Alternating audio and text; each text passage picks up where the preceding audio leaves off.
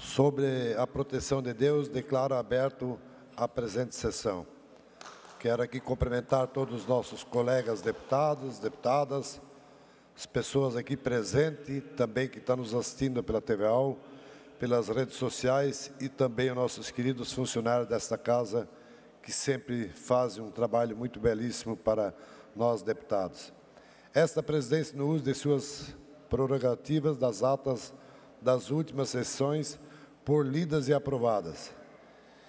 Informo que o expediente foi disponibilizado eletronicamente.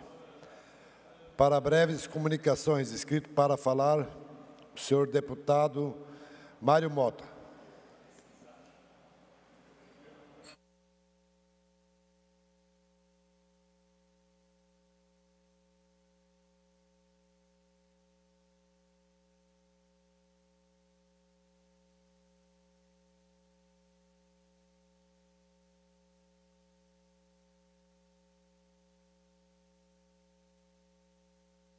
Ilustríssimo deputado Oscar Gutz, presidente interino desta sessão, demais colegas da mesa, deputados e deputadas presentes em plenário ou em seus gabinetes que nos acompanham pelos veículos de comunicação da Assembleia Legislativa, cidadãos e cidadãs catarinenses. Falar hoje sobre o futuro dos nossos jovens é, antes de tudo, falar sobre o futuro do nosso Estado, do nosso país e do mundo.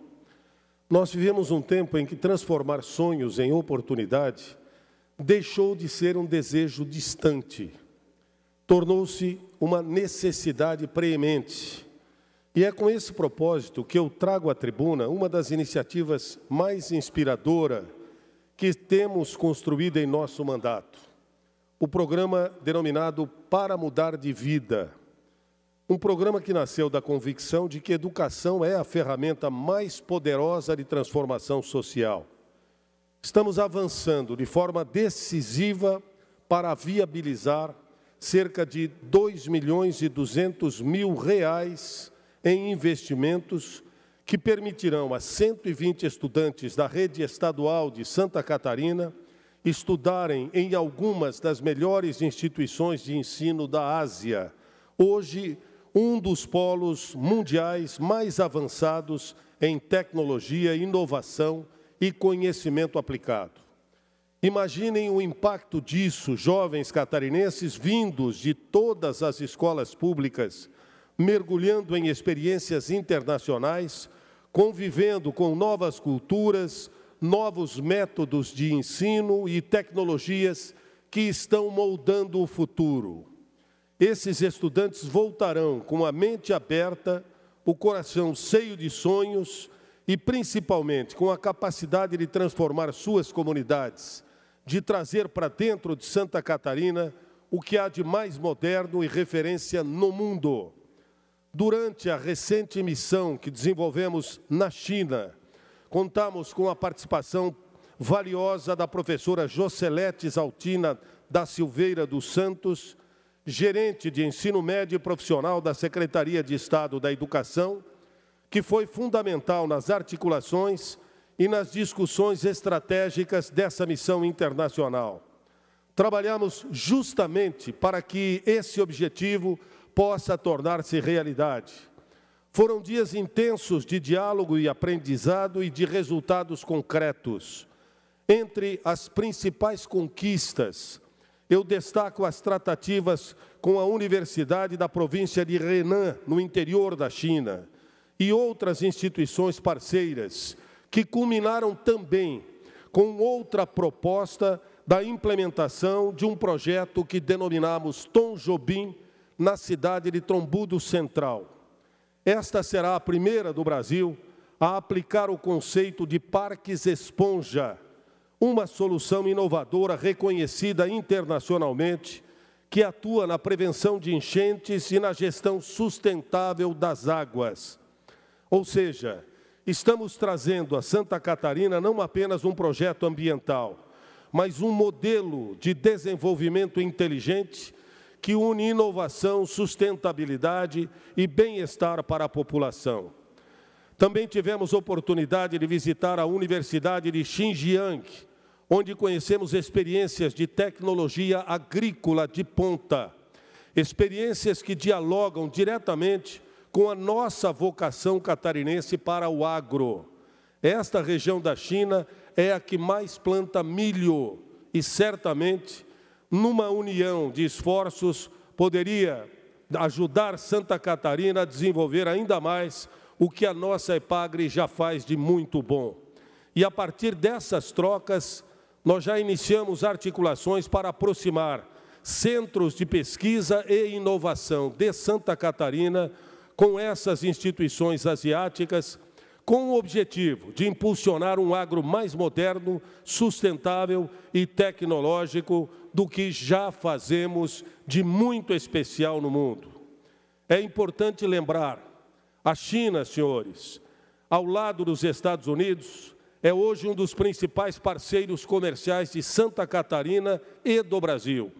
Fortalecer esse diálogo significa abrir portas, significa gerar empregos, atrair investimentos, fomentar a pesquisa, o turismo, a educação e a cultura mundial. Significa, em última instância, criar oportunidades reais para desenvolvimento da nossa população e do nosso Estado.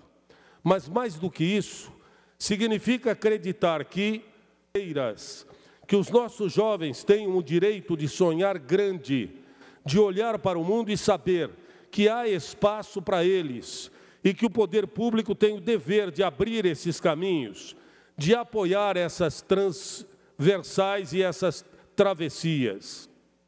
Por isso, e para concluir, o projeto Para Mudar de Vida não é apenas um programa de intercâmbio, é uma aposta na juventude catarinense, é uma ponte entre o que somos e o que podemos ser, e é um exemplo concreto de como parcerias internacionais, quando bem estruturadas, podem trazer benefícios diretos, tangíveis para o nosso Estado.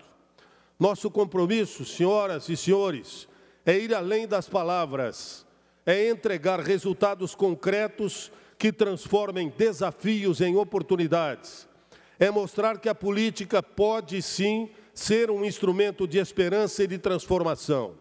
Santa Catarina tem um povo empreendedor, trabalhador e criativo. E quando abrimos horizontes para os nossos jovens, abrimos também o caminho para um futuro mais seguro, sustentável e promissor. Eu finalizo com uma convicção profunda. O futuro de Santa Catarina se constrói hoje com cada passo que damos para transformar oportunidades em realidades. E é junto, Governo do Estado, Assembleia Legislativa, instituições como a Secretaria de Estado da Educação e a sociedade, que faremos desse sonho coletivo um novo capítulo de nossa história. A todos, grato pela atenção.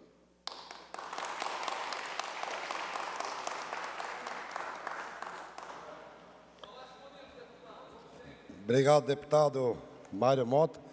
Convido agora para fazer as suas considerações, deputado Sargento Lima, nosso querido amigo. Com a palavra, sargento.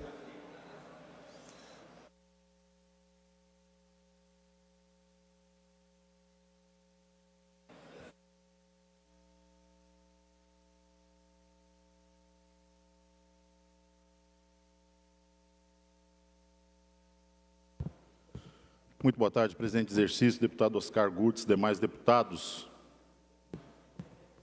Enquanto no estado de Minas, Goiás, Mato Grosso, a exemplo do também acontece no estado de Santa Catarina, se discute quem será o presidente, quem será o governador, quem serão os senadores, quem serão os deputados federais. O ilusionista, o encantador de jumentos, aquele que faz um truque com essa mão enquanto completa a mágica com essa aqui, o cretino do presidente do país, faz proselitismo político em pé, em cima de caixão de policiais mortos em confronto no estado do Rio de Janeiro. Por gentileza, coloque o vídeo. Estou assinando aqui para mandar um projeto de lei com urgência, urgentíssima, ao Congresso Nacional, que é um projeto de lei antifacção. Ou seja, nós vamos mostrar como é que se enfrenta as facções aqui nesse país, como é que se enfrenta o crime organizado. Obrigado. Urgente e urgentíssima, viu? Quando nós criticamos o método Paulo Freire, não é sem razão. Mas vamos nos focar aqui. Isso faz parte de um conjunto de ações do governo federal voltadas ao Sistema Único de Segurança Pública, o que eu chamo de ninho da serpente. Essa é o que nós estamos falando ali dentro, ali, que busca a descentralização dos estados, esparramar os estados e centralizar nas mãos do governo federal, deixar centralizados na mão de um único poder o comandamento, ordenamento, inclusive dos recursos encaminhados para os estados relativos à segurança pública. E isso em conjunto com a reforma tributária, que haverão ali 23 colegiados ali, escolhidos, sabe o diabo por quem, para distribuir novamente os recursos para cada estado. Ora, se muitos, eu acredito que todos, na totalidade dos deputados, sobem essa tribuna para dizer que nós enviamos R$100 para Brasília e volta 14 para a gente, Santa Catarina, o quarto estado a mais enviar recursos para o governo federal e o penúltimo da fila em recebê-los, vocês acreditam realmente que um governo centralizador como é o governo Lula, ele vai encaminhar esses recursos para Santa Catarina? Alguém tem essa ilusão ainda? Quando nós falamos que nós mandamos R$100 e recebemos 14 de volta, e o estado do Maranhão manda 100 e recebe R$340 de volta, essa conta quem está pagando é o catarinense. Eu nunca vi um povo que gosta de atirar contra o próprio pé, fazer política contra si mesmo,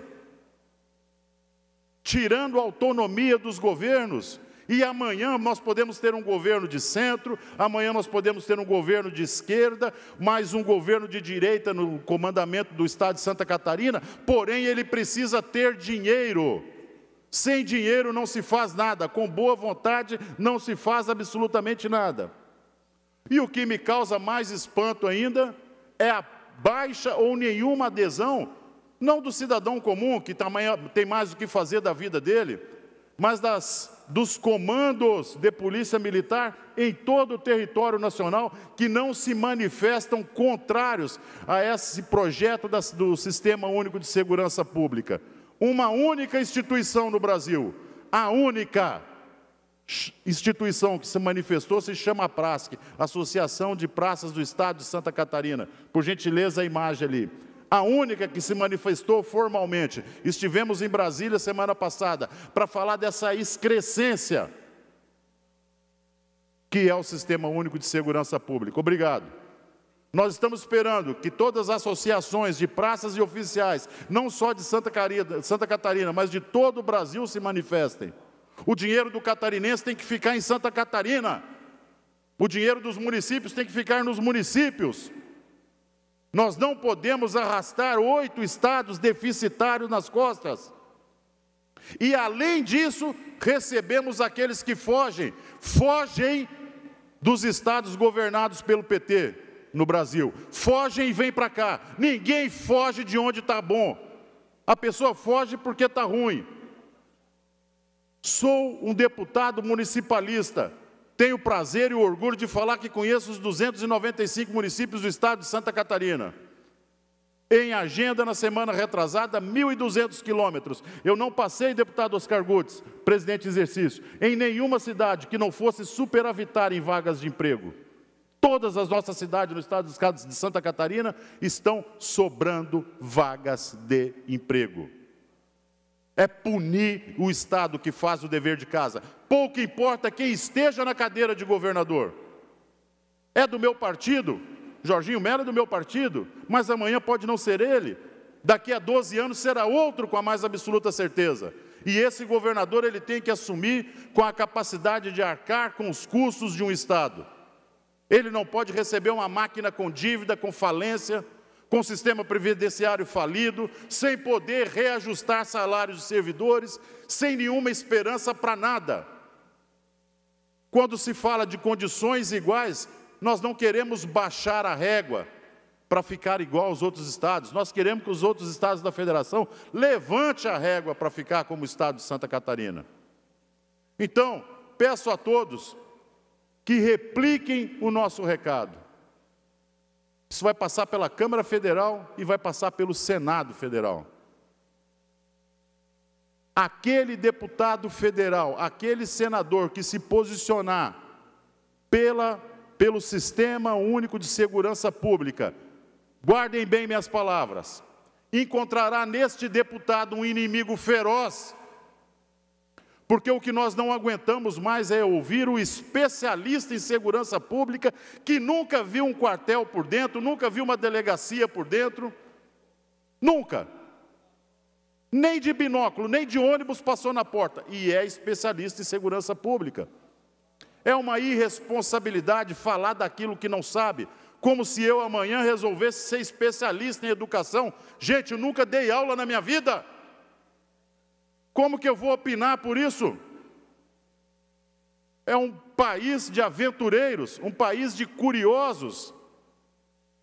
Enquanto isso, os estados que fazem o dever de casa pagam a conta. Pagam a conta. E a conta vem cara. E ainda assim absorvemos, nos últimos 5 anos, 600 mil migrantes. Muitos deles filhos da enchente no Rio Grande do Sul, muitos deles filhos da péssima administração em seus estados, muitos fugindo da violência dos seus estados, e dizer que vai chegar e que nós temos que aprender a compartilhar informações com outros estados. Que informação, deputado Napoleão? Nós vamos compartilhar com a Bahia, quando Salvador está dentro da lista das 12 cidades mais perigosas do mundo. O que eles têm para ensinar para a gente? Nós vamos compartilhar informação com o Rio de Janeiro de como matar 140 pessoas no dia. Nós não precisamos aprender, nós podemos ensinar. Aí sim, é aquela relação do ganha-perde, nós não podemos entrar nessa relação. Tem que ser um ganha-ganha. Tudo bem, levanta a régua do seu estado, levante a régua do seu estado.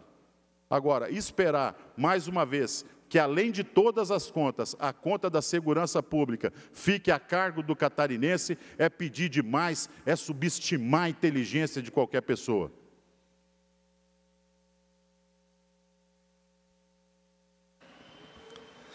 Obrigado, deputado Sargento Lima. Mais breve comunicações, agora passamos a palavra para o deputado Dr. Vicente Caro Preso, de Jaraguá do Sul, de uma cidade muito linda. Cumprimentar também todos os servidores públicos aqui presentes nesse momento, com suas bandeiras também. Obrigado. Boa tarde, senhor presidente, senhores deputados aqui presentes. Boa tarde aos funcionários públicos, às suas justas reivindicações, às pessoas que estão nos seguindo aqui na Assembleia Legislativa. Senhor presidente, eu começo lembrando e dando ciência aos deputados e a Vossa Excelência de um projeto 3097-2024, deputado Ismael Alexandrino. O que propõe esse projeto de lei? Ele altera o decreto de 1940 e lei de 1950 para instituir sanções administrativas para gestores que não utilizarem emendas parlamentares. Esse é um fenômeno que tem ocorrido com a gente, deputado federal, estadual, senadores, que encaminha recursos para vários locais e as emendas e os recursos, seja de outra forma, que não seja emenda, nunca são efetivados. Eu tenho alguns exemplos. Vossas Excelências devem ter outros. Por isso, na última reunião do colegiado, junto com o presidente, sugeri para que a mesa diretora da Assembleia tratasse essa forma profissionalmente, não individualmente, individualizando uma queixa, mas de todos nós, como casa, como poder legislativo, fazendo com que as pessoas que deixam o recurso sem mexer por 3, 4, 5 anos, perdendo valor. Eu posso dizer alguns recursos, por exemplo, uma cidade como Barra Velha, foram destinados R$250 mil para os bombeiros voluntários de Barra Velha. 5 anos depois, não foi utilizado. O prefeito de Barra Velha disse, me dá esses 250 que eu complemento com mais 200 para comprar uma ambulância. Qual é a perda disso aí? Tem que haver algum tipo de sanção, alguma situação para mudar. Nós temos que disciplinar o uso das emendas parlamentares, que a gente se esforça tanto para alegar aos prefeitos, para entidades, para que eles assumam, que façam, e não deixem 3, 4, 5 anos rendendo como a caderneta de poupança, os juros, desvalorizando e, principalmente, desonrando compromissos que eles vão lá no gabinete da gente bater foto pedindo. Então, é uma situação que eu não entendo. Tem muita gente que tem que ser penalizada. E isso tem que estar dentro da nossa Constituição, se for esse o método legal para a gente disciplinar essa situação. Seja por emenda constitucional, seja por um projeto de lei, mas que venha da nossa direção, da mesa diretora aqui da Assembleia Legislativa. Então, essa é uma constatação. Vejo, senhores, que já existe iniciativa legal do Congresso Nacional para disciplinar essa distorção. A segunda situação, eu quero mais uma vez falar sobre uma empresa que nos orgulha bastante, que é a WEG, lá de Jaraguá do Sul. E nós estávamos numa reunião, eu, o deputado Antídio, recentemente, quando o presidente da WEG e toda a direção da WEG anunciou um pequeno investimento em Santa Catarina de R$1 bilhão e 100 milhões de reais para construir a WEG 4. São 3 mil empregos diretos. É algo fantástico. Juntamente com esse grande investimento, que a gente parabeniza, que eles estão vendo onde que vai ser instalada essa nova fábrica, ali na microrregião, vem o que o nosso amigo Sargento Lima nos falou, né, da angústia de ver tanta gente vindo para nós, principalmente na região norte e nordeste do estado, que aumentou, tem as 3 cidades, deputado Napoleão, que mais crescem em Santa Catarina: Itapoá, Barra Velha e Araquari. São as cidades que mais crescem. E junto com essa migração aqui para o nosso estado, em busca de melhores condições de saúde, do desenvolvimento das famílias e tal, do emprego, da dignidade das pessoas, vêm as necessidades administrativas. Quem foi prefeito aqui, nós temos 3 prefeitos aqui, 3 ex-prefeitos, que sabem do que eu estou falando, é creche, é vaga em hospital, é posto de saúde, é investimento social. Então, nós temos que fazer uma análise de tudo isso para saber aonde investir e como investir.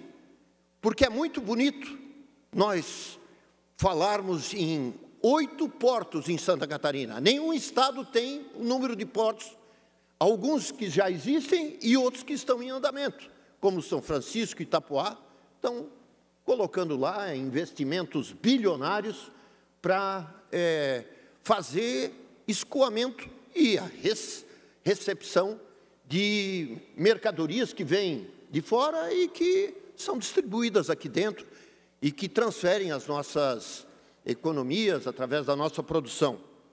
Então, para isso tudo, tem outro problema grave. Ei, nós estamos em novembro, senhor presidente. Novembro. Falta um mês para começar a correria. Aliás, eu disse para minha funcionária ainda há pouco, saindo na rua, que já está uma coisa de um lado para o outro, já está em clima pré-natal, vamos dizer assim, né? As rodovias, nada mudou em Santa Catarina. Absolutamente nada. A 101 está colapsada faz anos. Não é falta de aviso. Ela precisa de vias marginais que não sai o contrato de manutenção da rodovia BR-101. Tem locais completamente fora de qualquer possibilidade. Por exemplo, Balneário Pissarras, ali precisa de uma marginal. E fica o trânsito parado, às vezes 2, 3 horas para passar a ponte sobre o rio Itajaí-Açu. Quer dizer, são coisas que as empresas que estão investindo precisam de contrapartida. Quando eu falo em BR, é contrapartida do governo federal. Recentemente, deputado Antídio, nós estivemos em Blumenau na inauguração de um viaduto sobre a 470, obra importante. E de lá ouvimos do ministro Renan Filho que até o final do ano a BR-280, do trecho que vai da BR-101 até o Porto de São Francisco, receberia 2 trechos licitados, 17 quilômetros dos 37. Até agora, nós estamos aguardando. Nós estamos aguardando nesses trechos aí pequenos para resolver a situação. Para ir de São Francisco a Jaraguá do Sul, 4 horas. Quando se faz 1 hora, são 75 quilômetros, do local mais distante, lá da praia de Itaguaçu, do Capri, até o centro de Jaraguá, 4 horas. Normalmente 1 hora, 1h15 se faz sem muito trânsito, ou pelo menos com trânsito livre, como deveria ser, né? De perda de tempo para as pessoas ligadas à produção, as pessoas que moram, por exemplo, em Araquari, em São Francisco do Sul, que a vida tornou-se muito difícil com essa falta de investimento do governo federal. Portanto, eu reafirmo que o governo federal, em que pese a gente saber que em alguns trechos, por exemplo, na BR-470 e na BR-280, do trevo da 101 até Jaraguá do Sul, tem havido comprometimento, sim, do Ministério de Transportes, mas é insuficiente pelo volume de divisas que nós arrecadamos aqui em nosso estado. Portanto, nosso estado, Santa Catarina, tem que ser visto de outra forma. Que a nossa bancada ouça mais uma vez essa pressão e realmente torne altiva a voz dos catarinenses. Obrigado, senhor presidente.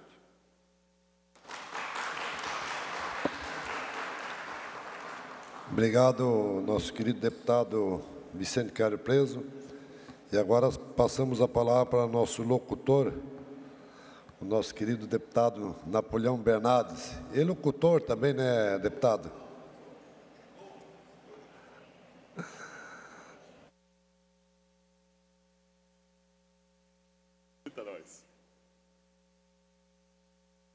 Nosso querido presidente, deputado Oscar Gutz, novo coordenador da bancada do Vale, nosso cumprimento e nosso carinho, todos os colegas deputados, aqueles que nos acompanham em plenário, servidores, toda a comunidade aqui presente. O Vale do Itajaí tem vivido sob uma tortura. O litoral norte catarinense tem vivido sob uma tortura intensa. Um atraso de vida, um prejuízo além do tempo perdido.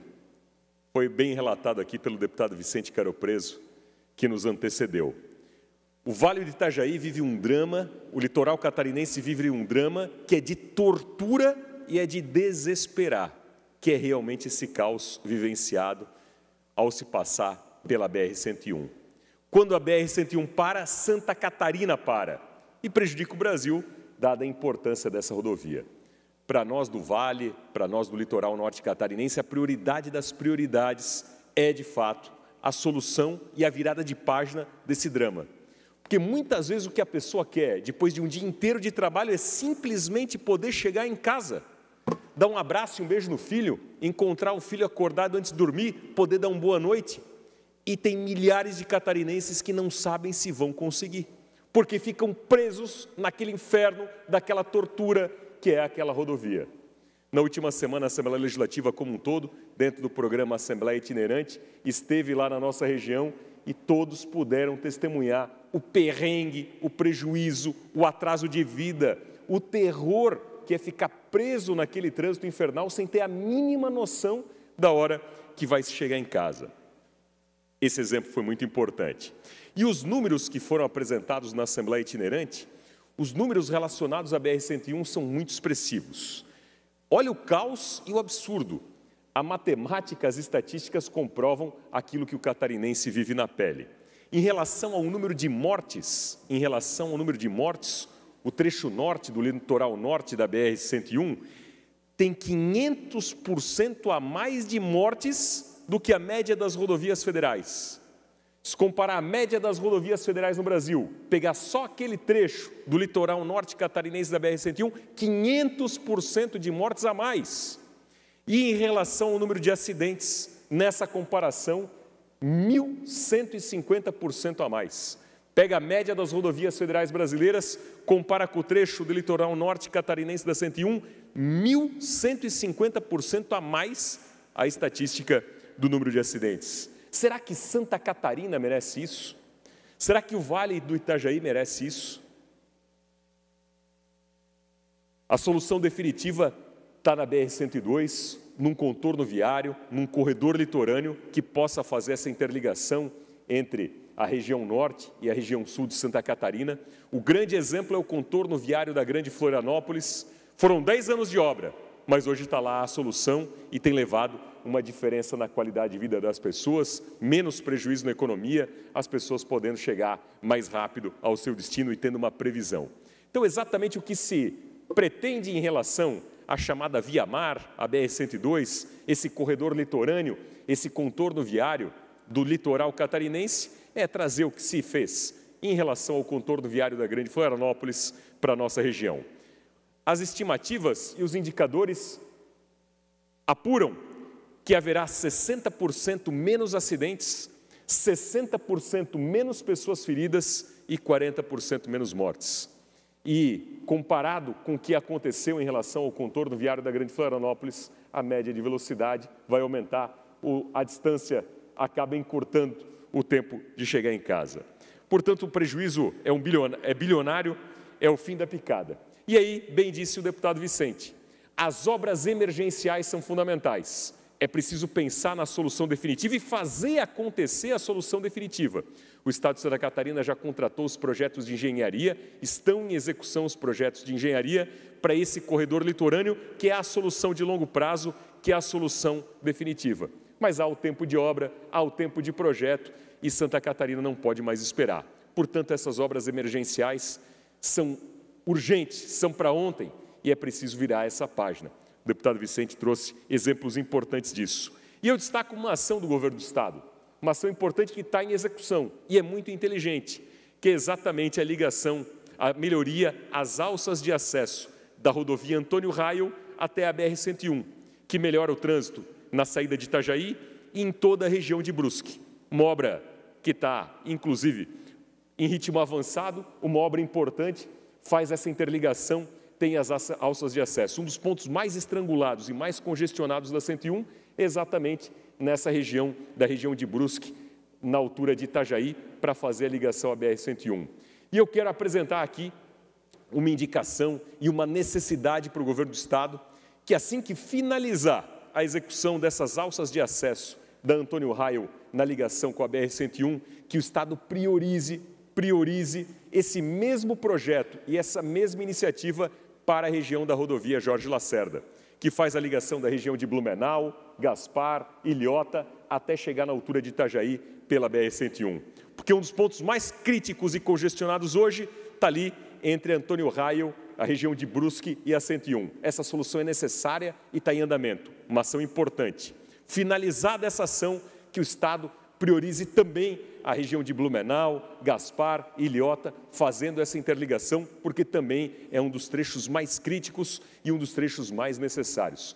Fiz essa reivindicação numa audiência pública recente, diretamente ao secretário de Infraestrutura e à Secretaria de Infraestrutura do Estado. E reitero aqui na tribuna da Assembleia Legislativa essa nossa indicação, esse nosso apelo e a reivindicação clara e firme da região de Blumenau, de Gaspar, de Ilhota, que a mesma solução ela possa ser dada também em relação ao acesso da rodovia Jorge Lacerda à BR-101. Santa Catarina não pode esperar, Santa Catarina tem pressa e Santa Catarina tem que virar a página dessa tortura, porque o Vale do Itajaí precisa andar, Santa Catarina precisa andar e a gente precisa virar a página definitivamente desse sofrimento caótico, dessa tortura pela qual passa diariamente muitos milhares de catarinenses. Obrigado, senhor presidente.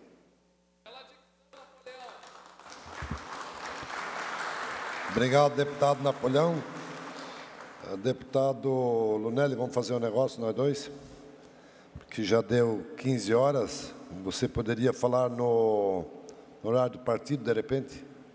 Aí pulamos essa, pode ser? Porque senão vai atrasar. Pode ser? Amigo é amigo, né? Então tá bom. Então vamos para o horário dos partidos, então. No primeiro momento é o PDT. Tem ninguém? PL, alguém? Então vai, deputado Márcio, conhecido como Lagiano, a Terra Boa.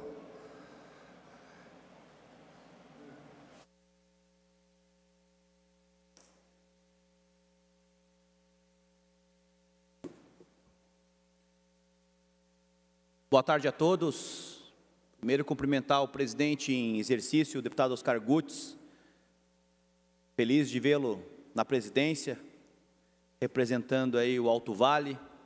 Cumprimentar os nobres deputados que fazem presentes, professores, especialistas e técnicos do Sejuri. Sejam bem-vindos. Exigem respeito e valorização. O Estado de Santa Catarina nós exigimos. Isso aí. Vocês não frouxem, como diz o nosso povo lá de Lages. Continue na luta, que é importante. Quando vier o projeto, nós vamos aprovar o mais rápido possível.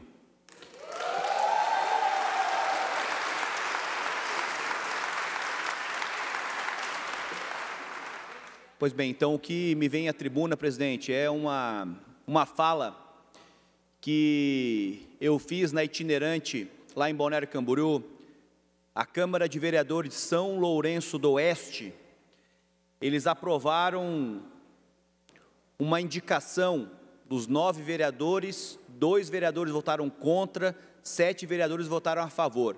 Quando veio essa informação, para mim era um projeto de lei. Mas as pessoas muitas vezes não entendem que uma proposição são várias situações, pode ser uma moção, requerimento, projeto de lei, uma indicação. Nesse caso foi uma indicação solicitando a retirada das casas dos cães comunitários. Essas casas não foram pagas pelo poder público, mas sim pela comunidade que se organizaram e aí fizeram um condomínio de cães realmente muito bacana, porque o cão comunitário, de quem que é a responsabilidade? É do poder público. O poder público é responsável, porque não fez o dever de casa no que tange as castrações, não fez a punição necessária daquele que abandonou um animal em via pública, e ali ele é um ser vivo, ele vai andar para cá, andar para lá. E então eu quero aqui deixar o meu repúdio aos 7 vereadores que aprovaram uma indicação. A indicação é uma proposição ao Poder Executivo que se manifestou, que está analisando e que é totalmente descabido, haja vista que, de acordo com a Constituição Federal, no artigo 225, é dever. Então, é uma obrigação do poder público tutelar, cuidar dos animais em vias públicas, os animais como um todo. E esses animais, que são os cães comunitários, os chamados caramelos, né, enfim, vários cães que estão ali, foram... Então, essa intenção de retirar as casinhas, está aqui dito bem certinho, regulamentação. Isso é interessante, tem que regulamentar a regra do jogo. Mas depois ele diz o seguinte: a retirada das casinhas dos cachorros instalados em vias públicas. Então, infelizmente, estão indo contra o que nós entendemos de valores de respeitar o ser vivo. Ele não está ali porque ele quer, porque ele foi abandonado. O poder público não multou aquele que abandona, que tem hoje uma lei do Estado de 10 mil a multa para quem abandonar os animais. A importância das castrações, quem castra ama. Um animal, uma fêmea castrada, a redução é de 8, 10, 6 filhotes a menos. Então é PG 2, 4, 8, 16, 32, 64 e assim sucessivamente. Então tem muitos cães abandonados. E quando nós participamos das audiências públicas, de ontem eu tive a oportunidade de participar e agradecer a vereadora Renata Narciso, lá de Itajaí, que faz um trabalho maravilhoso, e eu estive participando, representando a Assembleia através da presidência da Comissão de Defesa dos Animais, e lá nós tivemos várias e várias informações importantes, pessoas representando Joinville, Blumenau e aquele Alto Vale ali, se fizeram presente, a importância das protetoras que fazem um trabalho voluntário e que precisam do apoio do poder público, a importância de nós microchiparmos os animais, não só nas castrações, e aí eu trouxe um desafio a partir do 3º Fórum de Proteção e Defesa dos Animais da Assembleia, que aconteceu no mês passado, para que a gente possa ter um programa como paralelo ao programa Pet Levado a Sério, que foi o maior programa e é o maior programa de castrações de Santa Catarina, que até então o governo do estado não havia aplicado R$1 a partir antes de 2019, quando eu ingressei, através das emendas impositivas, nós iniciamos as castrações na Serra Catarinense, que estão acontecendo neste momento. Já aconteceu em Urupema, Ponte Alta, vai acontecer agora no Painel, nos 18 municípios estão acontecendo as castrações, que é de suma importância. E lá nessa audiência pública, eu passei um grande desafio de nós termos um programa de vacinas, especialmente contra a raiva, e a hora que você vacinar, você microchipar, porque se o animal estiver abandonado, você vai fazer a leitura, ou ele escapou de casa, ou ele foi abandonado. Se caso abandonado, aí vai ter a multa no CPF daquela pessoa que assim tem ele como na guarda dele. Então nós precisamos estar fazendo isso.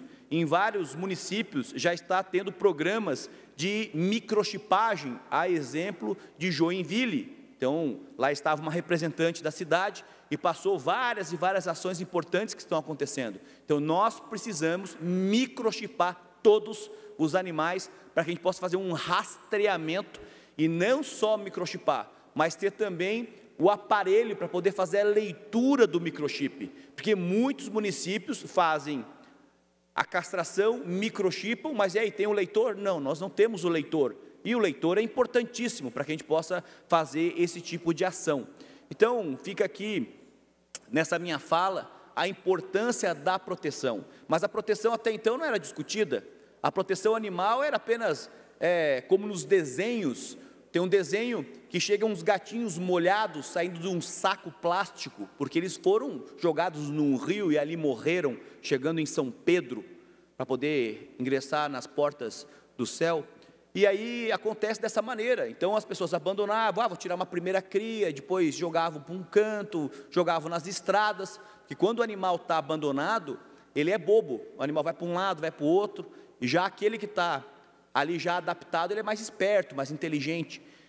Então é isso que nós precisamos fazer, defender aqueles que não têm voz, que não têm vez, e que é a maior medicina da cura da alma. O que está paralelo a isso comparado é a questão de pai e mãe, de perdão, de reconhecimento de filho, de reconhecimento desse arquétipo tão poderoso que é do sagrado feminino e do sagrado masculino. E nós precisamos estar atuando. Então eu fico muito contente do que está acontecendo em Itajaí. Agora, é interessante que nessa pauta também de Itajaí foi colocado como se fosse os lares temporários, como se fosse uma obrigação. Não, não é uma obrigação. E o poder público tem sim aí a obrigação de contribuir com vacinas, com ração, com alimento adequado, mas não qualquer tipo de ração. Não é qualquer tipo de ração, porque tem ração que o animal joga fora, porque é um lixo de ração. Agora nós precisamos ter, no mínimo, um percentual de proteína. O que está acontecendo já a exemplo de Itapema. Itapema tem Ilene, a Ilene é a gerente de proteção animal que identificou isso, porque cada construção que acontece em Itapema, uma parte, quando vai fazer a outorga, é destinado, antes era destinado para alface, árvores, flores, agora uma parte é destinado para a compra de ração, contribuindo para os cães que estão em situação de rua, para as protetoras que têm vários animais, e lá foi feita uma determinação de proteína, 23% no mínimo para proteína, para ração de cães, e para gatos 28%. Então são pequenos detalhes que fazem a grande diferença, porque o animal já está ali. Então, por exemplo, na ONG Viva Bicho de Balneário Camboriú, lá tem quase 600 animais. E desses animais nós temos os pitbulls. Os pitbulls, eles estão isolados, como se fosse numa jaula, numa sentença de morte. Porque quem é que vai adotar um pitbull? Raramente alguém vai adotar um pitbull, tanto que eles ficam ali e precisam ter toda uma atenção, toda uma ação específica para que ele possa ter também uma vida saudável. Porque as pessoas dizem o seguinte, não, tem os cães, nós temos que tirar ele dos nossos olhos. Aí viram depósitos, que não é o caso da ONG Viva Bicho, mas tem alguns lugares que viram um depósito de cães. Tiram do olho do ser humano, que é aquele que abandonou, que explorou, que jogou ele como se fosse um lixo na rua, e aí tira e coloca onde? Coloca num depósito para a morte. E é isso que nós temos que estar trabalhando, porque eles são ser sencientes, emoções, sentimentos. E dentro da teoria do cérebro trino de Paul MacLean, nós temos 3 cérebros, reptiliano, o cérebro límbico e o neocórtex, que nos torna humano de verdade. E o límbico nós herdamos dele, nessa teoria, que são sentimentos e emoções, que é muito mais complexa a teoria dessa questão da interligação entre a questão cerebral, mas nessa teoria nos mostra claramente que nós herdamos esses animais, sentimentos e emoções, e eles sim são ser que tem medo, que tem saudade, a gente precisa estar atuando em relação a isso. Então é de suma importância essas ações, tanto que nós estamos tramitando agora um projeto de minha autoria, que é o Banco de Ração e Utensílios, que lá também tem as vacinas de Santa Catarina, e nós podemos, nessas outorgas de ações, de empresas que vêm para cá, destinar um pouco de recursos para que a gente possa estar atuando nessa temática. Pois bem, presidente, em relação à proteção animal, essas são as minhas pautas, e deixar bem claro aos vereadores de São Lourenço do Oeste o meu repúdio a essa indicação descabida de retirar as casas que estão na rua, protegendo os animais. Vão ficar onde? Na chuva? No sol? No frio? Vão ficar onde os animais? Você está acolhendo esses animais? Tem 7 vereadores, vocês acolhem os animais, fazem feiras de adoção. O que vocês fazem? Eu não sei. O que fizeram é uma indicação descabida para retirar as casas que estão abrigando esses animais, que eles não têm culpa nenhuma de estar ali. Outro projeto, presidente, que hoje na CCJ foi pedido diligências para que possa ser analisado através do deputado Alex Brasil, um projeto que diz o seguinte: aquelas empresas que cobram de alguém que está devendo, elas ligam para nós. Pois bem, e devem ligar para cobrar, para poder pagar quem está devendo. Só que tem uma grande questão, tem pessoas que compram um chip do celular e recebem inúmeras ligações o dia inteiro. O dia inteiro. O que o projeto diz? O projeto diz o seguinte: as ligações, essas empresas devem fazer uma análise do chip, se é o CPF ou o CNPJ daquele devedor. Se não for, cessar as ligações. O que acontece? Eles ligam e dizem o seguinte: não, eu não sou o fulano, eu não sou o cicrano, mas eles continuam ligando. Aí ligam primeiro com um sistema automatizado para ver se tu está vivo. A pessoa liga, alô, alô, não tem ninguém. Para quê? Para ver se alguém atende o telefone. Depois eles ligam e dizem o seguinte: tem alguém aí? Daí tu vai conversar, daí aparece alguém do telemarketing ali. Alguém vai conversar contigo. Oi, fulano, tudo bem? Sei lá, a Joaquina está aí? Não, não tem nenhuma Joaquina. Tu conhece alguém? Não, não conheço. Só que eles começam a cobrar, te encher o saco o dia inteiro te ligando. Então você não consegue comprar um chip do celular, você não consegue trocar o número do celular, porque eles vão estar te incomodando direto. Então foi encaminhado para diligências, Espero que retorne o mais rápido possível, para que a gente possa passar pela CCJ e multar as empresas que te incomodam constantemente. Não tem hora do almoço, não tem, até às 8 horas fico te ligando, enchendo o saco. Então é importante o projeto. Daí tu vai lá no site Não Me Perturbe. Tem um site hoje que você quiser colocar lá para os operadores que vendem pacotes de internet, pacotes de telefonia, de TV, te ligam. Tu não quer ser incomodado, tu vai lá no site Não Me Perturbe, tu coloca teu número, não te ligo. Mas as empresas de cobrança não estão lá. As empresas de cobrança ficam enchendo o saco o dia inteiro. O dia inteiro. Eu estava ali na CCJ, tem um servidor, que é assessor do deputado Maurício Peixe, e falou: olha só, deputado, eu recebo mais de 50 ligações por dia. Imagine, daí você está no DDD 49, que é o meu caso, se eu pego um outro chip 49, como é que eu vou começar a atender as pessoas? Não consigo, porque toda hora incomodando. E aquelas ligações importantes que eu preciso atender? Aí tem um estresse danado dessas empresas que são realmente insistentes e que elas devem ser punidas. Por isso que cada ligação, a multa será de R$10.000. Ligou 100, vai pagar a fortuna, que é pelo estresse que acontece com as pessoas. Não é só com uma pessoa, mas são com várias e várias. Então, um senhorzinho estava lá no posto de gasolina, peraí, que estão me ligando aqui, um telefone diferente. Daí foi atender, não era incomodação, enchendo, perturbando as pessoas. Então, essa é a minha contribuição, presidente, e muito obrigado.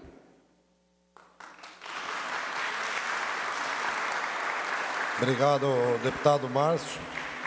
Agora o Bloco Social Democrático, MDB e PSDB, por 12 minutos. Negociação foi boa, seu deputado Atílio. Ganhasse até mais tempo agora, é coisa boa.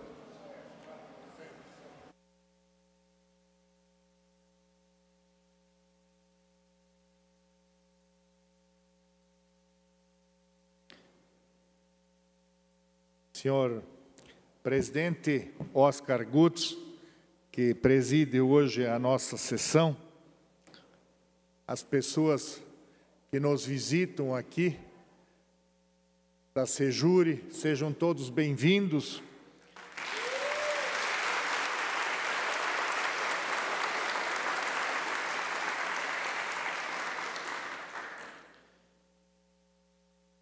Senhoras e senhores, hoje eu subo a esta tribuna para reafirmar com toda a firmeza que o cargo de deputado exige, que o combate ao crime não admite beijos, não admite desculpas e não admite vitimização do bandido. Quem precisa ser protegido é o cidadão de bem, aquele que trabalha, que produz, que paga os seus impostos e mesmo assim tem medo de sair de casa em diversas partes do Brasil. E isso, senhoras e senhores, não é aceitável. E aqui, senhor presidente, eu quero fazer uma colocação, por exemplo, de uma das nossas unidades, que fica em Maracanaú, no Ceará, onde que temos lá 2 turnos de trabalho na nossa empresa. Pois hoje o Nordeste está controlado pelos bandidos, pelo Comando Vermelho. Na área industrial, onde que nós nos encontramos, temos mais de 200 empresas instaladas. E todas elas tiveram que reduzir ao turno único, porque a bandidagem, o Comando Vermelho, não aceita mais que nenhum cidadão saia antes das 5 e retorne depois das 22. Veja que situação nós chegamos. Estamos reduzindo agora, a partir de 1º de janeiro do próximo ano, para um turno único e aonde queremos alocar tudo o que pudermos dos nossos colaboradores, mas mesmo assim teremos que demitir 350 colaboradores da unidade Nordeste. Então veja a que situação em que nós nos encontramos e o Brasil precisa recuperar a coragem de falar o óbvio. Bandido não é vítima, vítima é é a sociedade que sustenta o Estado e recebe medo em troca. Chega de romantizar o crime, chega de colocar o infrator no centro da conversa, enquanto quem cumpre a lei vive trancado. Quem escolhe o caminho do crime precisa sentir o peso da lei e da ordem. Enquanto muitos estados afundam na criminalidade, Santa Catarina mostra que dá para fazer diferente. Nos meses de junho a setembro de 2025, o nosso estado registrou a menor taxa de homicídios em 18 anos. Além disso, 77% dos homicídios de Santa Catarina são solucionados. Um índice comparável ao de países do primeiro mundo. Isso é resultado de trabalho sério, comando firme e respeito às forças de segurança. E temos um orgulho que poucos podem ter. Santa Catarina abriga as 3 cidades mais seguras do Brasil. Brusque lidera o ranking nacional com 1,4 homicídios por 100 mil habitantes. Logo depois vem Jaraguá, com 2,2 homicídios. E em terceiro lugar, Tubarão, com 2,8 homicídios por cada 100 mil habitantes. Esses números não são sorte, são fruto de gestão, de disciplina e valorização da polícia. Mostram que o Estado assume o controle e aplica a lei, a criminalidade recua. Mas atenção, nós não podemos relaxar. Se o Estado baixar a guarda, o crime volta com força e volta em dobro. E não adianta culpar as causas sociais para justificar o crime. Enquanto parte da esquerda insiste em tratar o bandido como vítima da sociedade, o povo trabalhador continua refém da violência. O direito à segurança deve ser absoluto e precisa ser respeitado. Como deputado estadual, eu reafirmo que a política de segurança pública precisa se sustentar em 3 pilares claros: autoridade, prevenção e respeito ao cidadão de bem. Quem escolhe o crime precisa sentir o peso da lei. Chega de decisões frouxas, de soltura fácil e de impunidade disfarçada da humanidade. Segurança se faz com investimento em inteligência, tecnologia e valorização das forças policiais, não com discursos de ocasião. E quem paga imposto, quem trabalha, quem cria filhos com honestidade, merece viver em paz, não atrás das grades da própria casa. Temos que repudiar o discurso de quem chama bandido de vítima, porque a verdadeira vítima é a sociedade que paga a conta e vive com medo. Santa Catarina é hoje um modelo de ordem e progresso, mas precisamos garantir que esse modelo se fortaleça e se espalhe. Que o Brasil olhe para cá e veja um Estado que não se ajoelha para o crime, que não teme agir e que respeita quem produz. O Brasil não pode continuar premiando quem escolhe o caminho errado, quem trabalha, quem sustenta a família. Este é quem precisa dormir tranquilo e não o criminoso. Vamos seguir firmes para garantir que Santa Catarina continue no rumo certo, com ordem, progresso e segurança para quem faz o bem. Seria isso, senhor presidente. Muito obrigado.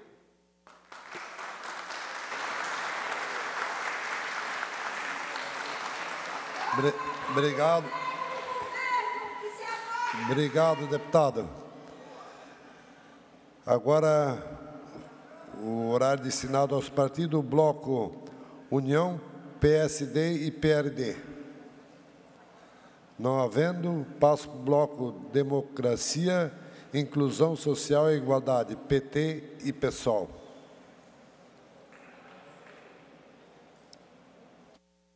Senhor presidente Oscar Gutz, quero cumprimentá-lo, meus colegas, a todos aqui que nos acompanham. A notícia da semana é o tal do Carlos Bolsonaro.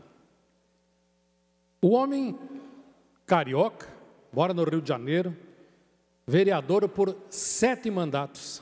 São 25 anos como vereador no Rio de Janeiro. E a pergunta que fica é, por que ele não é candidato a senador no Rio de Janeiro, que é onde ele mora? Primeira pergunta.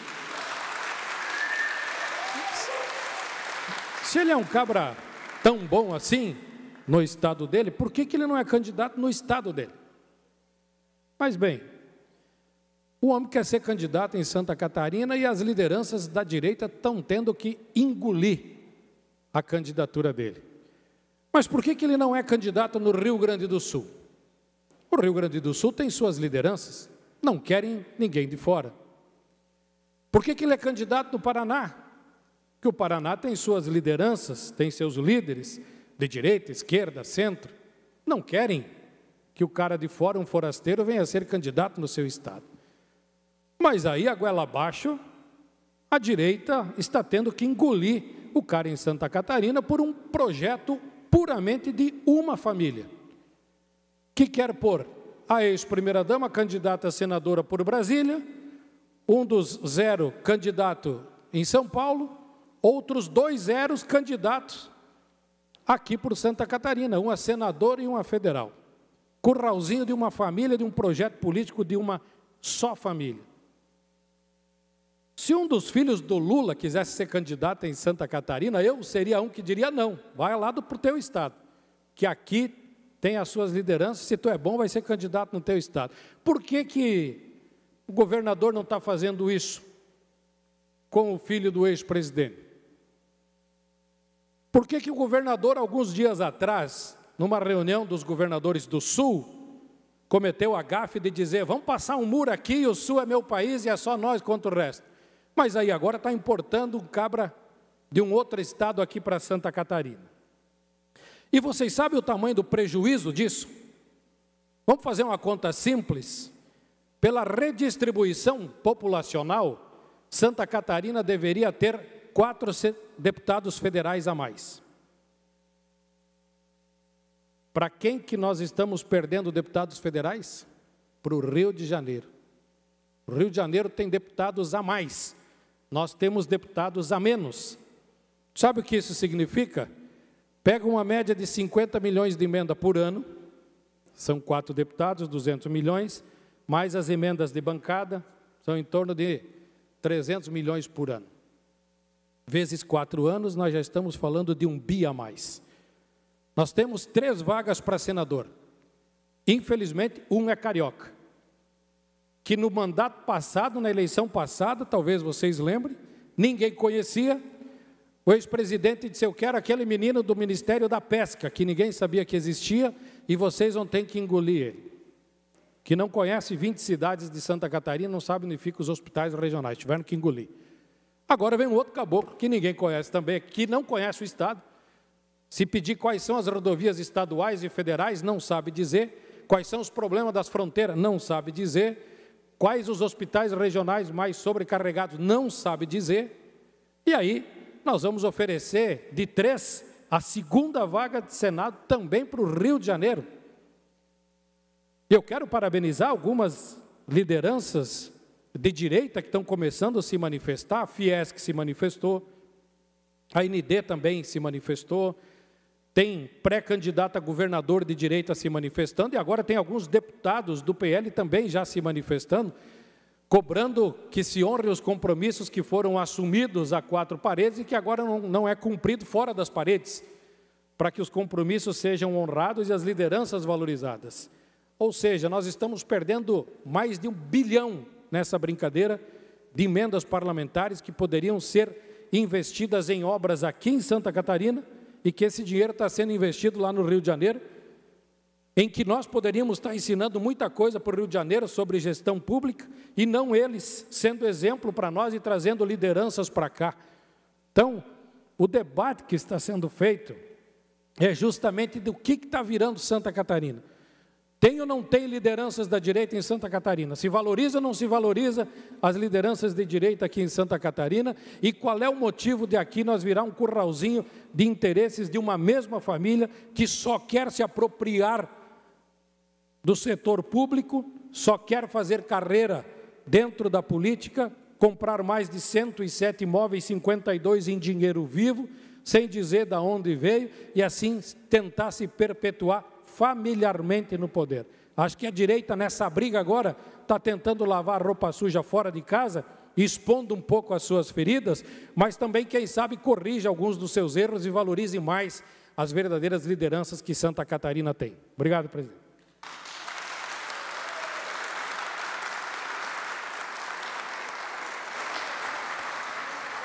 Obrigado, deputado.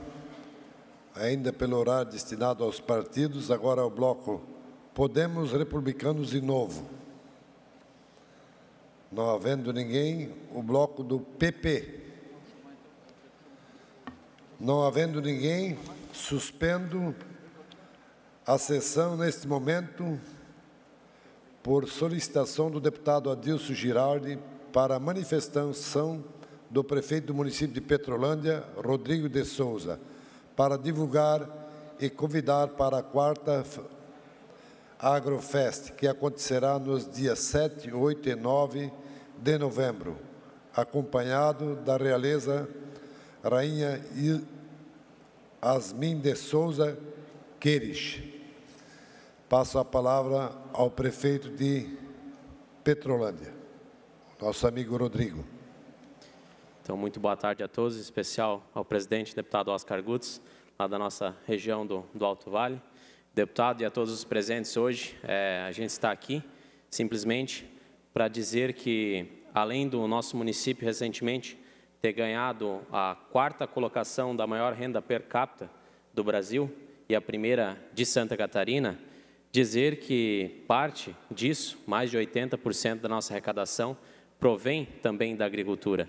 E cabe a nós celebrar isso. E a gente vai celebrar trazendo de volta um marco que o município de Petrolândia tinha, que se chamava Agrofest. Então, estamos trazendo novamente a 4ª Agrofest que vai acontecer no município de Petrolândia e dizer e passar esse convite a todos os deputados, a todos os presentes hoje aqui na Assembleia, em especial também o nosso presidente Oscar Gutz, dizer ao senhor que vai ter arrancadão de Tobata. Então, se o senhor quisesse fazer presente lá, no domingo vamos ter arrancadão de Tobata. Então, convidar a todos, convido também a nossa realeza, que vai falar um pouquinho sobre o município de Petrolândia e também fazer o convite oficial. Boa tarde a todos, é uma honra estar aqui. Me chamo Yasmin de Souza Queires, sou rainha da cidade de Petrolândia. Venho convidar vocês...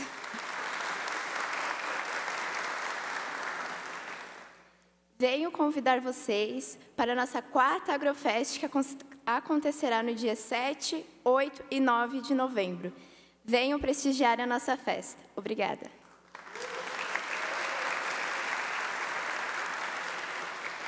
Sintam todos convidados. Petrolândia é conhecida como a cidade sorriso.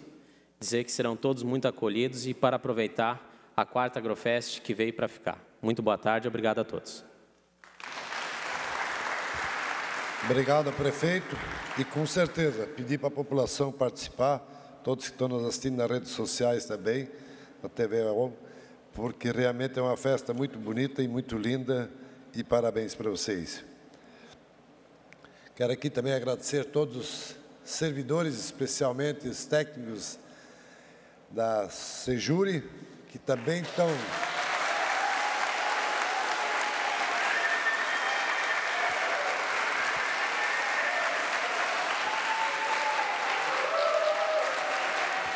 que também estão pleiteando pelos seus direitos, e a gente sabe como é que é. Parabéns por vocês estarem aqui junto também.